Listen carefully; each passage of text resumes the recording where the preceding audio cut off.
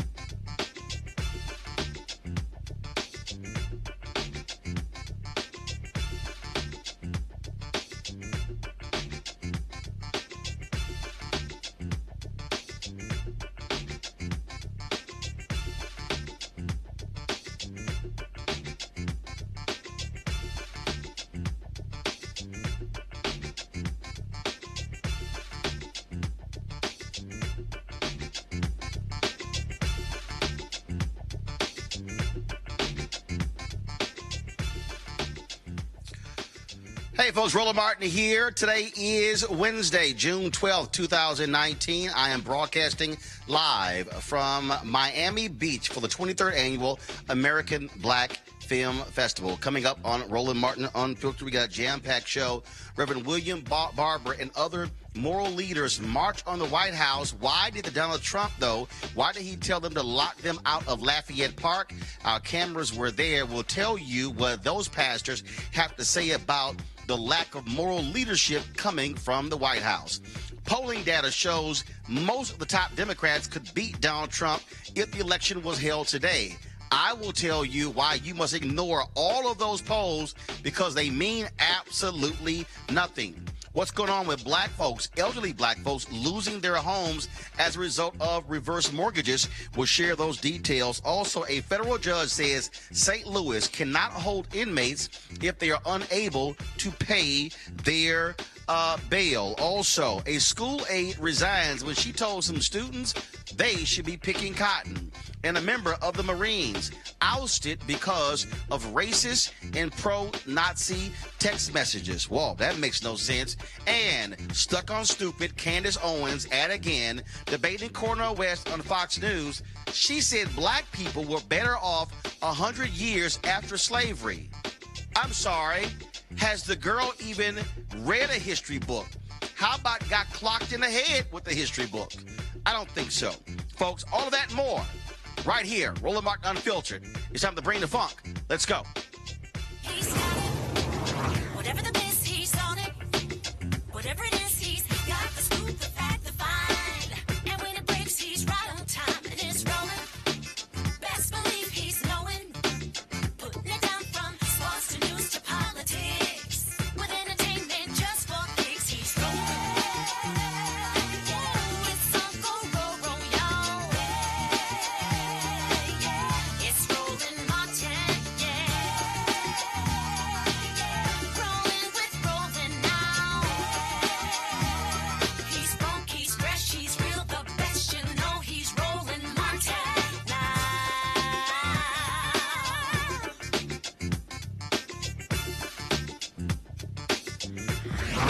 Martin.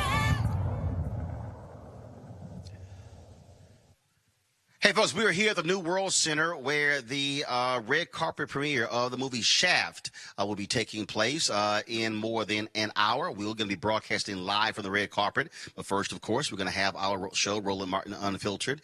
This is the 23rd Annual American Black Film Festival. We will be here through Sunday doing lots of interviews and bringing you some great content from many of the top folks who are going to be coming through here, including Lorenz Tate, Omari Hardwick, Spike Lee, and so many others. But let's get to our news of the day. In the nation's capital today, Reverend William Barber, repairs of the breach, and a number of other moral leaders held a march from New York Presbyterian Church all the way to the White House to demand a moral leader actually step up in this country. They've been highly critical of the policies of Donald Trump. But what's interesting is that when they got to Lafayette Park, which is right across the street from the White House, they were locked out of the park, even though they had a permit. They made it clear they were not going to leave, and eventually they were allowed into the park. Our cameras were there, and we caught up with Reverend William Barber and heard from many other speakers at today's moral rally. There are hundreds of clergy, and I hope you'll talk to all of them. Many of them, Muslim, Christian, Jews, came to issue the moral indictment, a prophetic indictment, willing even to go all the way to the gate of the White House and to engage in direct action. What they did was, because of their fear of this kind of direct action, because of this fear of this kind of moral critique, they locked it off and made it a felony if you would cross one of the gates, which they have some rules they can do that. It's not our last time. We've done something very powerful here, that issues are called to all people of conscience, that this is not the time to be silent, quiet. This is not the time just to send tweets. We must engage in the public square. We must organize. We must register to vote. We must raise our moral voices. We must indict, give a moral indictment and a moral impeachment of the way in which all of these policies this president is pushing are hurting.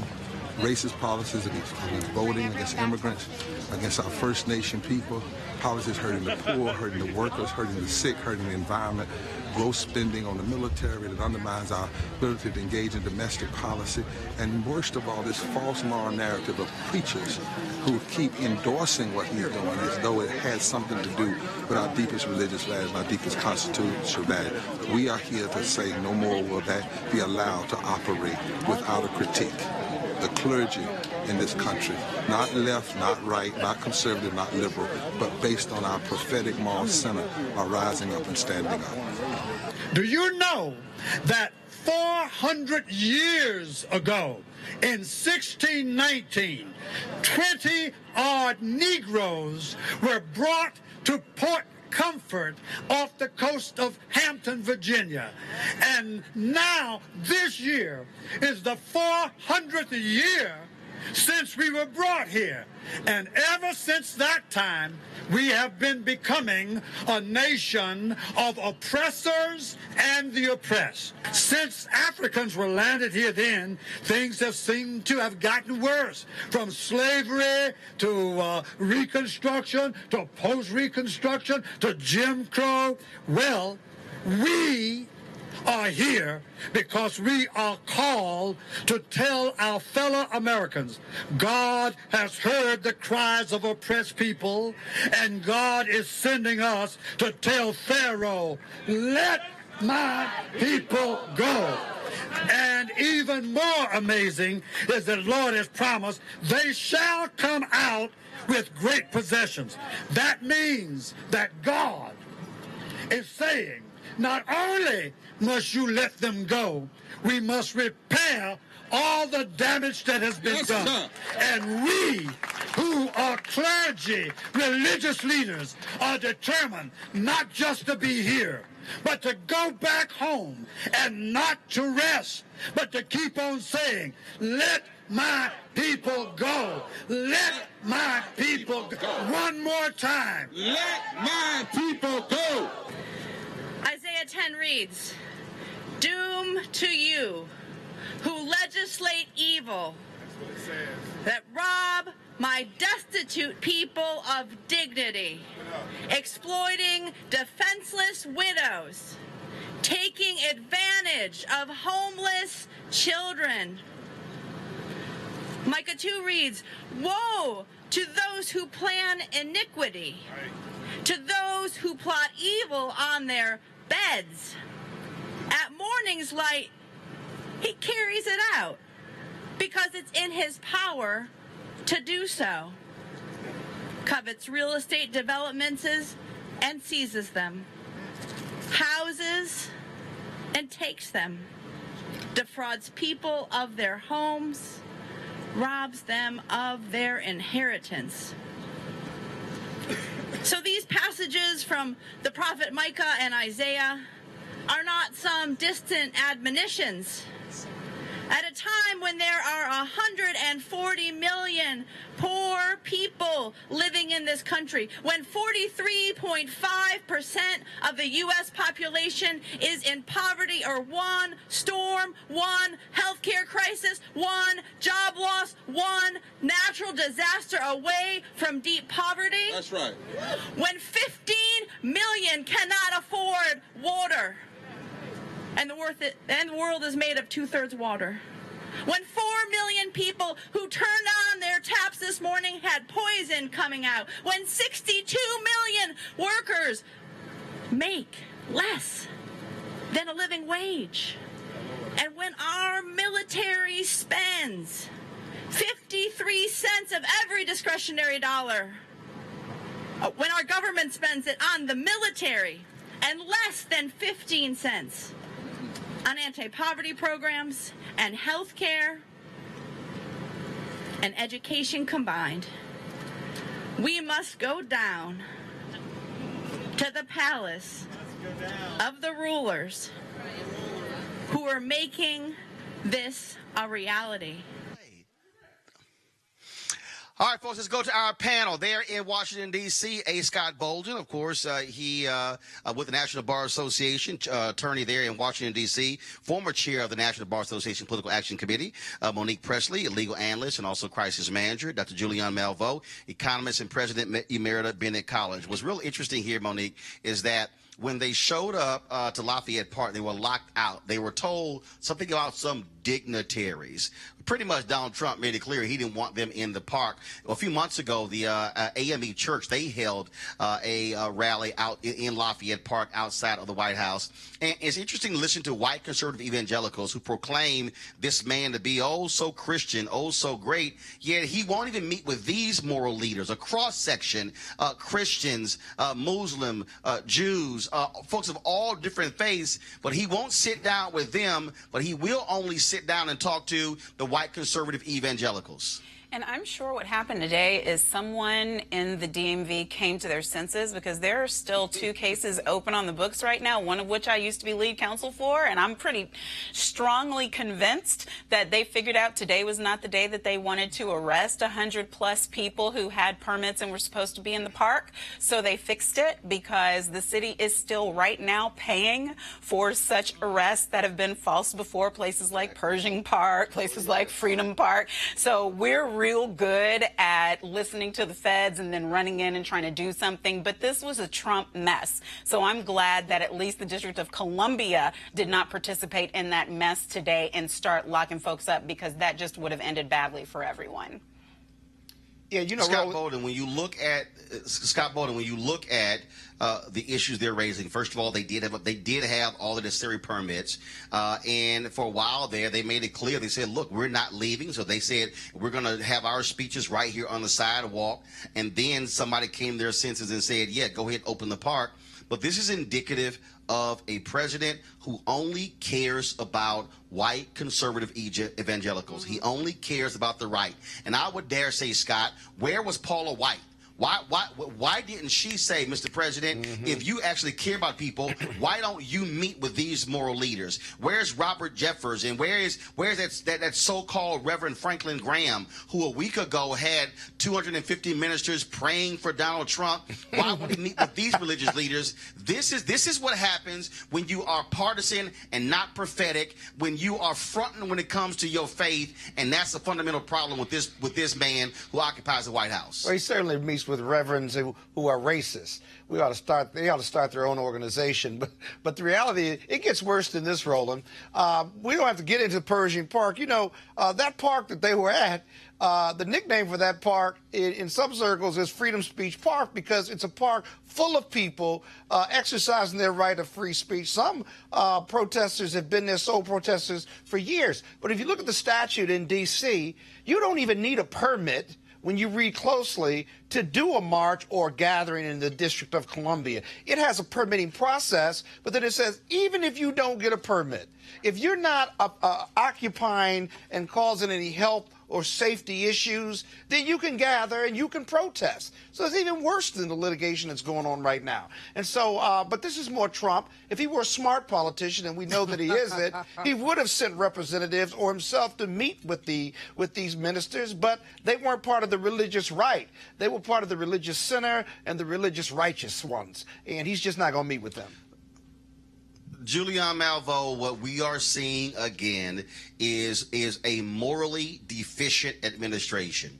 And the fact that they are afraid, and I will use that word again, they are afraid to meet with moral leaders who don't support their nonsense. The only thing the religious right cares about are 2 main things. They want to get rid of Roe v. Wade. They want to get rid of same-sex marriage. To listen to so-called religious leaders defend this man when it comes to children on the border. Yeah. To listen to them defend this man when it comes to wanting to get rid of the Affordable Care Act. To listen to these individuals to defend his crass and nasty and hateful language. It shows how no one of conscience should be following any of those fake religious leaders. These are the people who are representing the tradition of Reverend Dr. Martin Luther King Jr. and the Southern Christian Leadership Conference, and the folks like a theologian, German theologian, Dietrich Bonhoeffer, and so many others, because they understand what it means to care for the poor, to care for the least of these.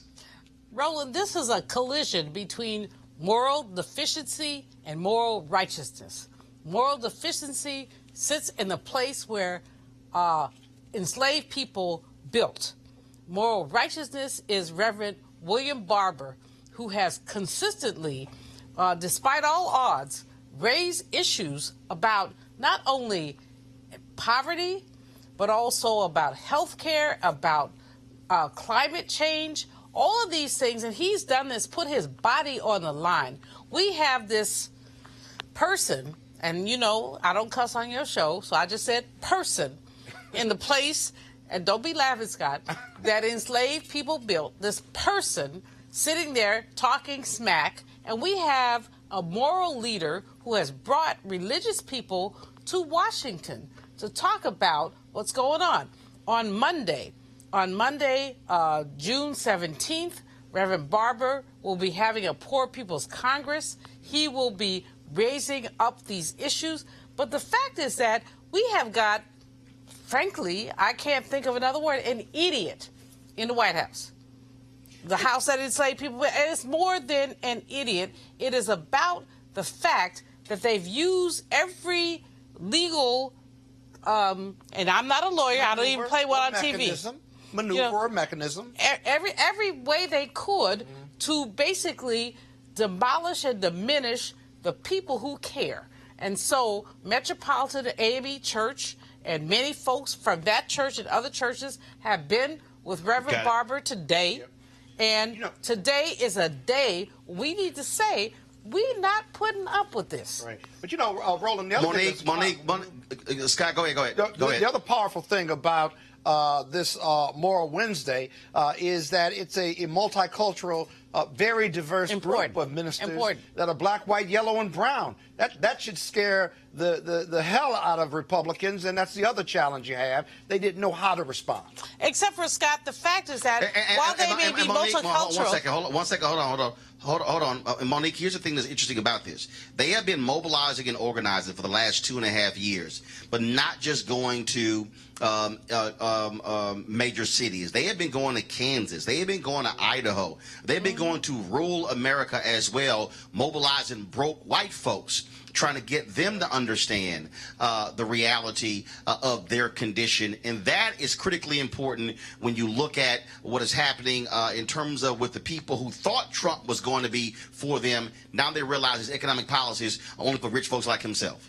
Yes, and that to me is the place where maybe I have a slight disagreement. I agree with Scott and with Dr. J that there is the moral righteousness, and then there's what I would call depravity. We talked about that word before the show. This is one place where it definitely fits. But in that White House, it's either you're for Trump or you're not, is all it really is. It's not really whether you're poor, whether you're rich, or whether you are of one particular color or another. They will kiss up to anybody's butt who is willing to support him. And that doesn't even really mean his policies, because his policies can change from day to day. So I think where our tactics are concerned, we have to kind of have a Trojan horse of our own that can go in there the way that some others who have utilized celebrity and utilized money as mechanisms to get things that they wanted. Because it's not that the Trump administration was scared today. Maybe the religious heretics were, and the non-evangelicals who call themselves evangelicals, but the Trump administration just does not care. They're doing it the way they're doing it, and that is not changing. He has to come out. I want to transition to my next story because this ties right into it. The Quinnipiac poll, folks, they released their poll that shows most of the top Democrats are beating Donald Trump in polling data. I want to go right to it, folks. According to the poll released yesterday, former Vice President Joe Biden could beat Donald Trump 53 to 40%. Senator Bernie Sanders, 51% to 42%. Senator Kamala Harris, 49-41%. Senator Elizabeth Warren, 49-42%. Mayor Pete Buttigieg, 47-42%. Senator Cory Booker, 47 to 42%. Now, of course, Donald Trump says all the polls are fake, and he says the places where they did polls, he's winning in all those particular places. But here's the thing, Scott. This is the most important thing here. To anybody watching, the hell with what I just said. Ignore the Quinnipiac poll. Ignore any of these. It doesn't matter because a national poll is irrelevant. Hillary Clinton beat Donald Trump by 3 million votes. National polls are irrelevant. The election for president in America, they are 50-state that's a 50-state election. It's a question of what happens at the critical states. He's underwater right now in Wisconsin, in Pennsylvania, in those Ohio, the places where he won before, which is why he is trying to expand the map. He's trying to go out west. He's trying to win New Mexico. He's trying to win Nevada. But folks, if you want Donald Trump out, ignore every poll between today and Election Day 2020 because it doesn't matter. It's all a matter of who turns out and votes. Scott. And it only matters who gets more electoral votes or not.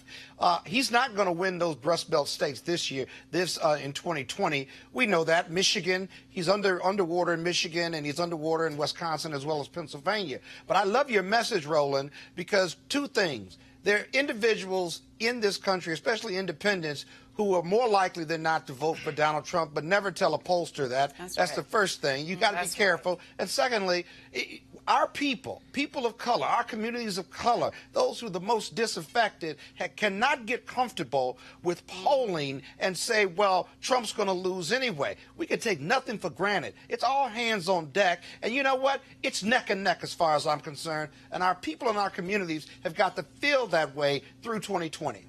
You know, Roland. Julian Malvo, I participated. I'm not gonna name the polls, but I literally. So I love when black people say I ain't never been polled, but the reality is I answer my phone even if I don't recognize the number. That's part of the reason why a lot of folks don't get polled. So I've actually participated in about 4 polls in the past 6 months. And suffice to say, I ain't saying nothing good about Donald Trump. But the point there is that when you look at 2016, when you look at Andrew Gillum's race in 2018, there were people who actually thought Tuesday morning, Gillum's got this. The polls show that's the case, but the reality is this here. In the upper part of Florida, older white voters, they turned out to the tune anywhere from 65 to 70% of all eligible voters in those counties. In Miami-Dade, in Broward, they were below 60%. Yes. They were in the mid-50s. The point is this here. Forget the polls. You better show up. And so that should be with the drumbeat of every single person who wants to beat Donald Trump. Pay no attention to all these fights on Twitter, people with Nate Silver and others. They mean nothing. You know, Roland, it's so disturbing. I was just in Detroit yesterday, and there was a CNN guy who was running around talking to people, and they were talking about people who stayed home. So why do you stay home when you know this stuff is out there? Sister said, well, you know, I didn't want to vote for Hillary. Well, hell, Hillary was not coming to your house. You didn't have to like Hillary. So, you know, whether you like her or not, did you want this fool? I had a student, former Bennett student, tell me she wasn't going to vote because she was for Bernie. Then she calls me months later talking about what about our abortion rights. I'm like, look, I'm over 60. I don't have abortion rights, but you do. So, you know, you picked your battle. The point is this. Everybody has to get out. And the bigger point is this. We are being played when we say, you know, we do this preference thing. It's not about personalities. I've started voting in 1972, so I'm old. Scott, don't say nothing. Scott, don't say nothing. You're older than me. Come on, go ahead. But the point is this. I never got excited about elections until Reverend Jackson and Barack. But you vote every time, whether you're excited or not, because there are issues that we have to deal with. And so all these polls right now, they're preliminary. They mean nothing. What has to happen is that people who care about freedom, let me repeat that, people who care about freedom have to be mobilized to get out and vote. Got it. Whether you got, you know, your friend, you love them or not. There are differences. We've seen these differences. Monique, I'm looking at these Twitter battles again. People all mad at Nate Silver. You got David Sirota, who works for the Bernie Sanders campaign. They're all upset. And look, here's the deal. And this is like people keep coming up to me, Roland, why aren't you doing more on the presidential election? Because damn it, until there's the first debate, until there's the second debate, don't none of this matter. I mean, we're in June. It is June 12th, okay? The first debate is next week. The bottom line is this here. Obama was down 20, 30 points to Hillary Clinton at this point in 2007. Stuff is going to change. I'm sorry. As we get to October and November, then I'm going to be a lot more interested. Right now, Monique, this is all about where is Biden lining up Sanders, Buttigieg, Warren, Harris, all of these candidates. That's what it all boils down to. And so people ignore the polls. And so some of y'all might be saying, well, why you do the story? I did the story to tell y'all to ignore it. Monique, go ahead. Right. The story is so that we can focus in. And it's not just focusing in on the citizens who need to get to the polls. Listen, I'm about to start doing name-by-name roll call on these people with influence on television who have already picked their candidates but don't want to say that they've picked a candidate. So instead, they're bloodying front runners, bloodying black women, bloodying newcomers. They need to take several seats immediately. This is all stakes on the line. If we're going to get this man out of office, it is one thing to question somebody and whether they're the right person for the office. It's another thing to throw in ageism and sexism and all of the things that I'm seeing people who worked, of course, racism, but these are people coming out of the Obama administration. These are people who were formerly working for Clinton and are now going to another candidate. These are people who used to be with Sanders and are now with Biden. And I'm like, children, keep your eye on the ball. If we're going to get this man out of office, and you know that's not going to be impeachment, by the way we're going right now,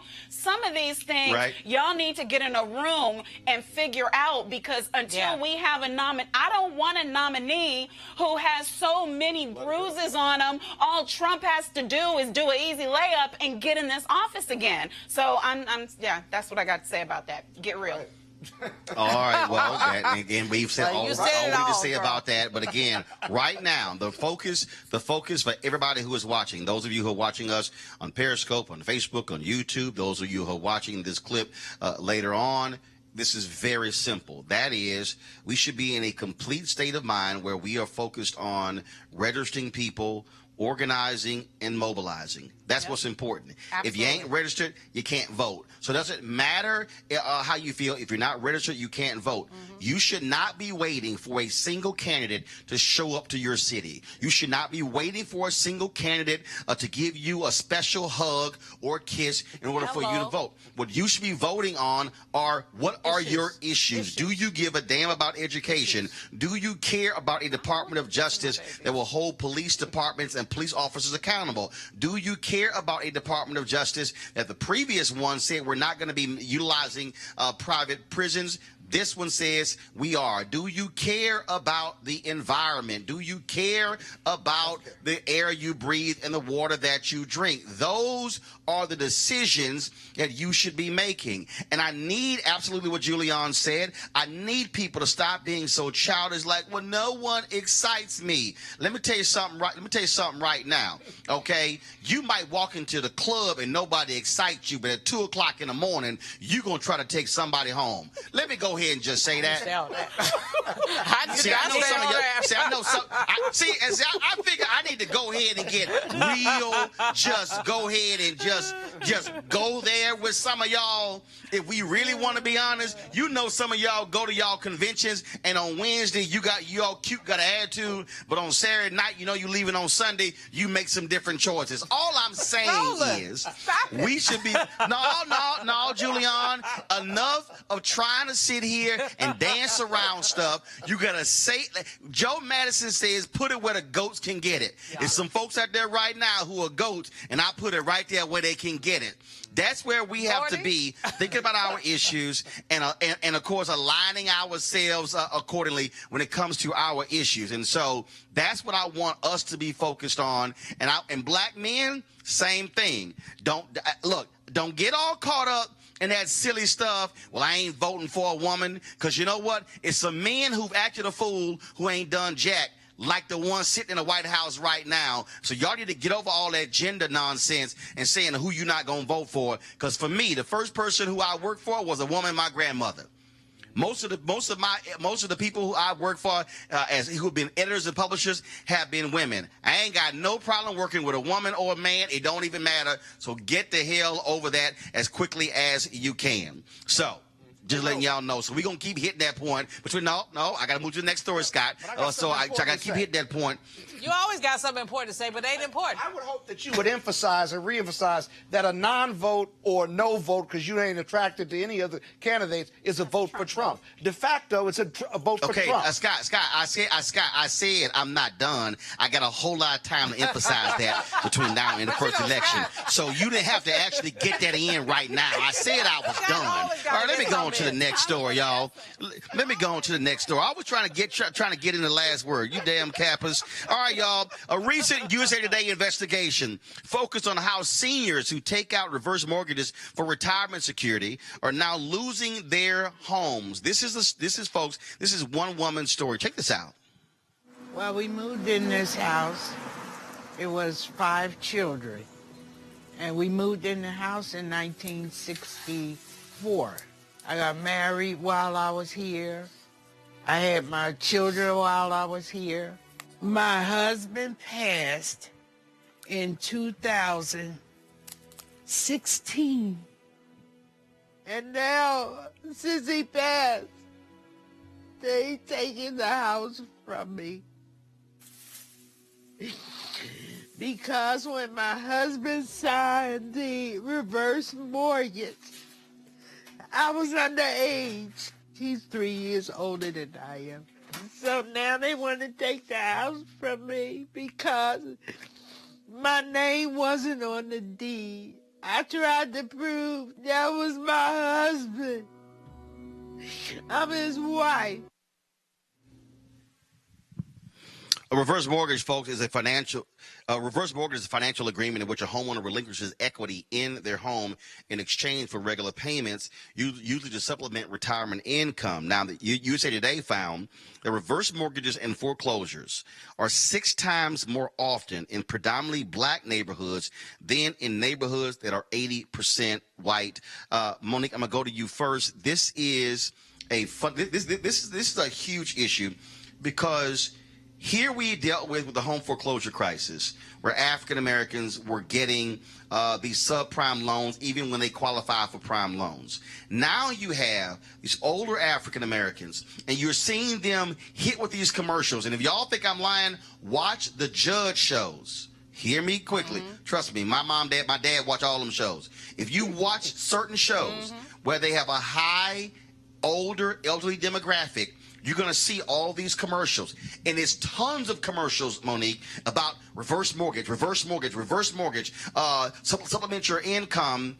And people don't quite understand exactly what all this entails. No, they don't understand, and the banks are the only ones who are making it out of all of these things. It really, in my opinion, is elder abuse. I can't quite think of a case. Scott would have to help me on how we could actually fashion a complaint about it, but they are bringing information, like you said, in those critical times when they know that the numbers of people who are watching who are 65 and up are high, and then when the calls come in of interest about it, they have an obligation to explain the terms, but the terms are not being explained. And it's the same thing as so many other circumstances where a person who does not have information, we perish for lack of knowledge, will get a huge book or pages and pages of information, does not read the fine print, and it's all fine print, and they're being taken advantage of. And you got to think about how many people of color, this is the only home that they may have ever owned in their family. They're probably first-time home buyers who are still in their original home and are now out of it. And so it doesn't just hurt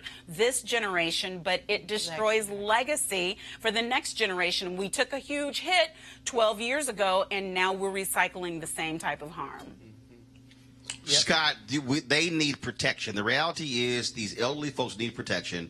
Losing their homes, having to move in with family members, that is a burden on those family members. But what it also means is that when they lose those homes, that's also losing black wealth. Yeah, yes. No doubt about it. I can tell you one legislative solution, Monique, is that every institution or bank that does these reverse mortgages, that you have an ombudsman, you have an advocate for the person on the other side paid for by the bank so that the elderly can fully appreciate and understand what they're getting into. I mean, both of us are trained lawyers, and I got to tell you, when you refinance your house, let alone buy a home, if you like really read through every item, every page of that loan, other than the fact of what my interest is, what's my monthly payment, what's my burn rate, and how long is my mortgage. And so it's a real problem. I can tell you, Roland, my father's 85. He's a retired judge. And I got to tell you, he gets calls relentlessly in the morning and afternoons where he answers the phone. And because he's a retired judge, he asks pointed questions. But they're all pushing reverse mortgages on him. And it's relentless. And he understands what the problems are, and he's never going to do it. But I think about the woman in your video, right? It was probably one of the saddest videos I've ever seen. In her case, her name wasn't on the reverse mortgage. The husband died, and then they took the home. Well, and there's no recourse for her. And so that ombudsman concept, an advocate for the person who's going to be signing those papers, they ought to have a legal obligation to lay out for those individuals, make sure they understand it, and sign off on the documents that they have fully advised them of it in real average person language, if you will. And that's one solution I think would be good. Julian, this is also why there's a Consumer Financial Protection Bureau. And the reality is, under Donald Trump, it has been severely weakened. It has been severely weakened. It has been positioned to where the payday lenders and the banks can do whatever they want. They do not want to protect consumers. And that, to me, is also a travesty. Roland, this is called predatory capitalism on steroids. You see elders being barraged by this notion of you can do better. As Scott talked about his retired judge dad, as Monique has talked about others, we see this. But here's the deal. Number one, the way that this has been packaged as this is a good deal for you. It has not often with celebrities. Yes, Alice Trebek and all these other people. Absolutely. And they need to be spanked. They need to be butt spanked. But you see this, number one, in terms of it, the way it's been packaged. Number two, the issue of intergenerational wealth and the way that has been essentially eroded by this. And number three, the notion that people should, after the entirety of the predatory lending scandal of 2008 through 2012, where African-American people lost a third of their wealth, a third of our wealth. Got it. You know, I just want to add one thing because good idea. I feel like I'm on Family Feud. Scott, completely agree with you. There's precedent for it because there are many states in the United States right now who will offer paid ombudsmen for other things, whether you're autism advocate, special needs disabilities, things like that. Even though age is not a disability, people who are over a certain age should be in a protected class. So anybody who's listening right now, here's your homework. Get your legislator to advocate because this could be you. It might be your parents or your grandparents right now, but also the Consumer Financial Protection Bureau. Hold on. I got to go to a break. I need y'all to stop over talking. I gotta go to a break. We come back. We gonna talk. No. You got to learn how to tighten your answers so you can get them out. Y'all long-winded. All right. We come back. American Heart Association. We'll talk about their Business Accelerator program. We'll tell you about it. The deadline is coming up. We want you to apply. That's next on Roland Martin Unfiltered. You want to check out Roland Martin Unfiltered? YouTube.com/Roland S. Martin. And subscribe to our YouTube channel. There's only one daily digital show out here that keeps it black and keep it real. It's Roland Martin Unfiltered. See that name right there? Roland Martin Unfiltered. Like, share, and subscribe to our YouTube channel. That's YouTube.com/Roland S. Martin. And don't forget to turn on your notifications so when we go live, you'll know it. Folks, they're back. MarijuanaStock.org has another great investment opportunity. If you were lucky enough to invest in their last crowdfunding campaign, you know they raised a lot of money in just a few months investing in legal marijuana farms. Those initial investors now own shares of a publicly traded company. And, of course, they're excited by that. Now they have a new investment opportunity that is as good, if not better, than the last. I'm talking about industrial hemp CBD. For those who don't know, the hemp plant is a cousin to marijuana, of course, and then it has a higher concentration of CBD, which means hemp CBD gives you all of the medical benefits of marijuana without getting you high. Now, until recently, hemp farming was practically illegal in the U.S. and heavily regulated by the DEA. However, that changed with the 2018 Farm Bill, making it legal to grow hemp CBD in the U.S. and creating one of the largest commodities worldwide. They need land to grow all of the plants, and this makes for an incredible investment opportunity. And that's where our good friends at 420 Real Estate come in. Their business model is simple. They buy land that supports hemp CBD grow operations and lease it to licensed, high-paying tenants. That's right, they are hemp CBD landlords, and you can get in on the action. You can invest in this crowdfunding campaign for as little as $200 up to $10,000. All right, folks, all you got to do is go to marijuanastock.org. That's marijuanastock.org if you want to get in the game, and if you do so, do it now. All right, folks, the American Heart Association is taking applications now for its Empowered to Serve Business Accelerator program. The idea is to connect people who are committed to social projects that improve health outcomes, particularly in underserved communities. Joining me now to talk about that is John Dozier, Chief Diversity and Inclusion Officer at the University of South Carolina, and one of the grants, Dr. Francois Marvell of Corey Health. John, how you doing? Doing really well, Roland. How about you? Doing great. So first of all, walk folks through why should folks be applying for this Empowered to Serve Business Accelerator program?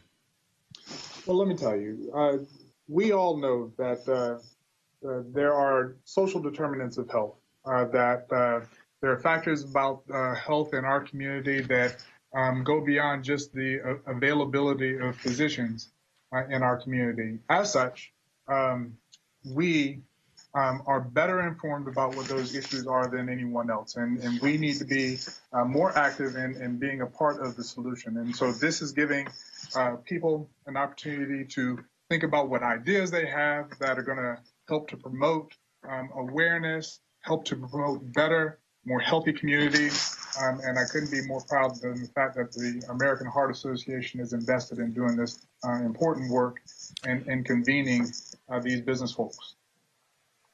Dr. Marvell, of course, we were in North Carolina in April with the American Heart Association. That was a competition for HBCUs, but this program is actually open to anybody. Anybody can apply for this, correct? That's correct. We're really excited to really engage with innovators who want to change the way that their health is being taken care of in the community and to reach out to urban health individuals in particularly so we can really level the playing field and bring better health equity through the American Heart Association's really huge vision to change and reduce cardiovascular risk and stroke risk. John, how much is the grant? How long, first of all, and how can somebody apply? So people can apply by going to the American Heart Association website. This is the Mid-Atlantic affiliate. And the grants vary in the amount, but it's all focused on making sure that we're providing funding so that entrepreneurs, that people that are engaged in their community, again, can do projects and promote health and wellness within their communities. And again, Dr. Marver, the key is that this is not limited to organizations. Any individual, any business can actually apply for this. And we really want African Americans to apply for this because we understand how critically important it is to have better health outcomes in our community.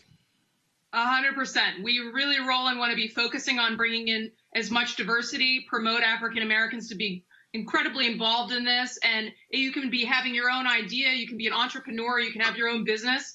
But the key is you need a passion to really improve health equity and improve the health care of the community that you're a part of. And again, the application deadline is June 28th. And the presentation is actually going to be, is it October? Am I correct, John? Yes, in October. All right, then. So, again, we want folks to go to the American Heart Association website. Our folks, they should have it on the screen. I can't see our signal here, so hopefully we have the website. We're going to also put this on social media as well. And, again, all the folks who are watching, anybody can apply for this grant. You don't have to be affiliated with a college. You can be an individual, a business, an organization. And so we want to flood them with applications because we want to make sure that our folks are counted. Final word, John Dozier. Well, Roland, once again, the American Heart Association has been doing this work for some time now, making sure that we're identifying and evaluating community-based initiatives that are going to have a strong impact on improving the health and well-being within our communities. This is important work. I encourage, like you have, everyone to get engaged, be involved. We know best how to solve the problems within our communities, and we need to come with good ideas so that the American Heart Association can bring those resources to bear, and so that we can help each other to be more healthy and best prepared to participate in the economic prosperity that we're promised. Dr. Marvel, your final word. I want to encourage everyone out there with a vision to help other people, to help your community, to believe in your own ideas, to take something that you know can make a big difference, to grow it. And with the American Heart Association support, like they did for Corey Health, we're able to help heart attack survivors live a healthier life. And it was a vision that we had for the community that's so key in our urban population within Baltimore and make a difference. And you can too. So go out there, take your idea, and thank you to the American Heart Association for funding innovation for our community. All right, folks, we appreciate it. Thank you so very much. And don't forget, the deadline is June 28th. John, Dr. Marvell, thanks a lot. Y'all take care. Thank you, Roland. All right, folks, in St. Louis, a federal judge says that jails must stop holding inmates because they can't pay bail. Her ruling gives officials a week to hold new detention hearings for current inmates and says new arrestees must have a hearing within 48 hours. Defendants usually don't get a hearing on release conditions until they get an attorney. The appointment of a public defender can take a month or more so those too poor to hire an attorney often are stuck in jail. So we certainly appreciate, again, what that judge there is doing. All right, folks, remember the story of the Valedictorian, the woman from Iran whose speech was cut off when she mentioned the names of Trayvon Martin and Tamir Rice. Let's refresh your memory. Kids that were murdered in senseless mass shootings. To Trayvon Martin, Tamir Rice, and all the other children who became victims of injustice.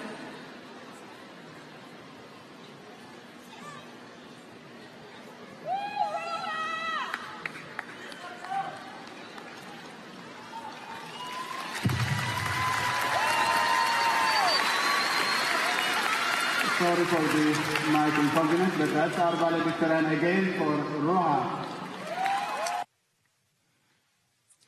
Well, guess what? Dallas Independent School District is apologizing to Ruhan Hagar, claiming the move was not intended to censor her freedom of speech. But she says in a tweet that she met with the principal a week prior to the speech and was told that mentioning the names of Tamir Rice as well as Trayvon Martin would, quote, incite anger towards white people.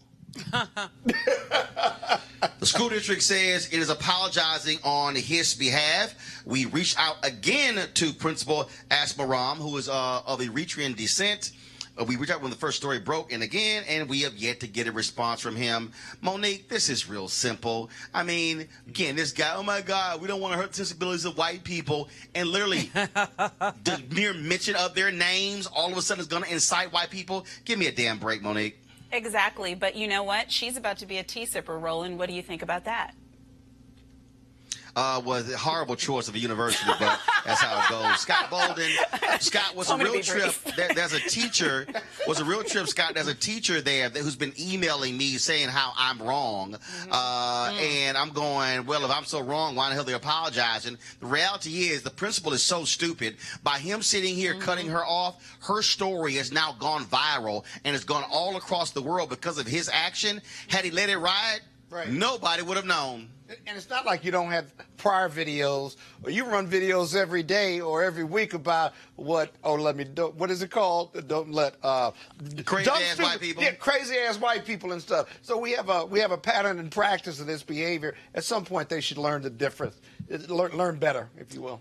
The principal should be fired. He should be fired. It's ridiculous that this young woman who earned the right to be a valedictorian, which means you're at the top of your class, which means that you have the opportunity to speak for your class, to be cut off like that, that principal should be fired.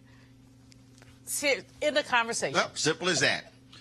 All right, folks. I'm gonna end the show this way. I saw, first of all, y'all know I pay no attention at that dumb as rocks child, Candace Owens. But last night she was back on Laura Ingram's show on Fox News, and she was debating Dr. Cornel West again.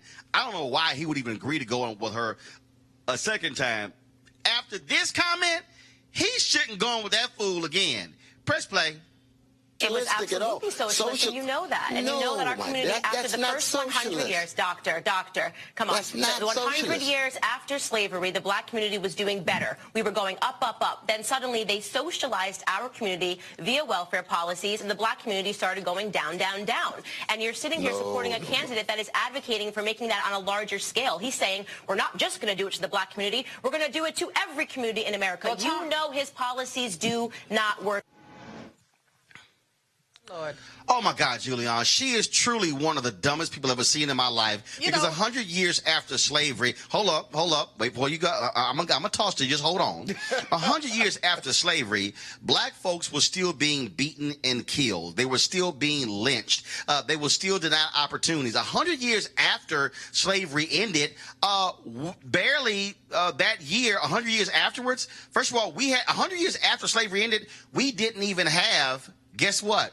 The 64 Civil Rights Act, 65 Voting Rights Act, 68 Fair Housing Act. If you actually look at the industries we were frozen out of, we couldn't live there. The housing policy didn't exist. It is as if she hasn't even bumped into a book. But, you know, she never finished college. But, hell, you can finish junior high school and know how black folks were in 100 years after slavery. You know, Roland, the thing about it is, not has she not even read a book, the book did not hit her upside the head. Does she not know about the history of terrorism against our people? From Ida B. Wells writing about lynching to Wilmington, 1898, where a black man who had the temerity to publish an article disparaging white women because a white woman said, we will lynch every Negro. Lynch every Negro to protect our sanctity. And the brother responded, he was run out of Wilmington to Tulsa. Who is this child? Who is her mama and daddy? That's all I want to know. And can somebody take her into a small room and do something with her? Scott Bolden, here's the deal. What's interesting? This is the game, and this is also why Fox News don't call brothers like me. But here's the deal. What they do by having a black woman like her say this, you have the white folks who watch Fox News going, she's so right. Oh my gosh, she's so smart. She's so articulate. And I know Dr. West is really trying hard not to just blow her out of the water. But at some point, he got to say, girl, you stuck on stupid. Yeah, you know, I've been in those debates with Laura Ingram, and what happens, if I may, is that Laura talks the pro-right conservative talks, and it's hard to break in. You saw the good doctor trying to break in, and they just talked over him and around him. And so unless you get your points in right away, they may never come back to you. And then she, as the host, allows the Republican to dominate the conversation. So it comes off like that person is winning the debate, but it's really not a debate. It's just a very one-sided conversation. And sometimes they actually turn your mic off. And Monique, sometimes they turn your mic off. And Monique, what you have here, again, it is by design in order to keep playing this game. When if anybody understands the reality that the war on poverty, LBJ launched it in West Virginia. He didn't launch it in the Mississippi Delta. I love it when people like Candace talk about all these policies. More white people were impacted by those anti-poverty programs than black people. And that's still the case today. Right, but Roland, same as the advice that you gave me the first time I was going to be on Tucker and the conversations that we've had for my appearances on Laura, I think the onus on people of color and conscience who end up on Fox News or similar networks is when you have the opportunity to speak, you use it in order to provide facts, truth, information. You do not use it to attempt to engage, whether it's with the host or whether it's with the numbskull of a person who is next to the host, because you have a real opportunity to speak to about 7.5 million people, and you have to use it at that point to say, sis, are you confused about Reconstruction? Here's what really happened. Right. You know, and here's what was going on 100 years after slavery, and here's why it's important for whatever this candidate is. And that is what I believe in using those opportunities for, because people, you know, who do what Sister Candace does, just don't call her no sister. A waste of time. But she is my Everybody sister. brown ain't down, Monique. Somebody on Twitter talked about how ugly she was. Guys, I don't agree with that. 1 second. Monique, guys, 1 second. Monique, you're absolutely right. People say don't go on. No, you do go on. Yeah. What you say is, I'm not going to waste time with that nonsense. Here are the facts. Yeah. And in fact, what you do is before you even go on and say, I've already prepared a sheet for y'all. So go to if I was Dr. West, I would say go to CornellWest.com. I've already listed all these items for y'all to read if you want more additional research. And I would say, Candace, by the way, you're more than welcome to download it as well, because clearly I don't know what you've been reading. 100. But that's the nonsense that you're seeing there. And it makes no sense whatsoever. And again, she ain't read Jack. Matter of fact, she's about as close to being right historically as Dinesh D'Souza, and we know he always wrong. All right, folks, I got to go. Literally, we got to go because we got to go set up. I want to thank Scott, Julian, Monique as well. The red carpet is about to start for the movie Shaft here at the American Black Film Festival, the 23rd annual American Black Film Festival. We're going to be on the carpet. So when we finish, we're going to finish this live stream. Expect us to come right back up with that as well. So we're looking forward to talk to the stars of the movie, as well as other folks who are here, including director Tim Story, of course, Layla, she's here as well. So y'all, we got jam-packed time. This is why we do Roland Martin Unfiltered, for us to be able to bring content that you're not seeing other places. Mainstream media, they were not going to cover Rev Barber's march today. They're not going to be covering what we talk about here, and not just entertainment, but some of the documentaries that folks are doing here as well. And so that's what we got. I'm going to be doing a Q&A tomorrow with Reggie Hutland, of course, who the leader behind the documentary, The Black Godfather, on Clarence Avant, is airing on Netflix as we speak. This is why we matter. So please join our Bring the Funk fan club. Every dollar you give, you join Bring the Funk fan club. You become a member of our fan club. Every dollar you give goes to support this show. We want 1,000 new members in the month of June. I certainly hope you join. You can contribute by going to Cash App, PayPal, Square as well. You can join with a monthly. You can also do a one-time payment. Does not matter. But every dollar you give, we certainly appreciate. All right, folks, I got to go. I'll see you guys in a minute here from Miami.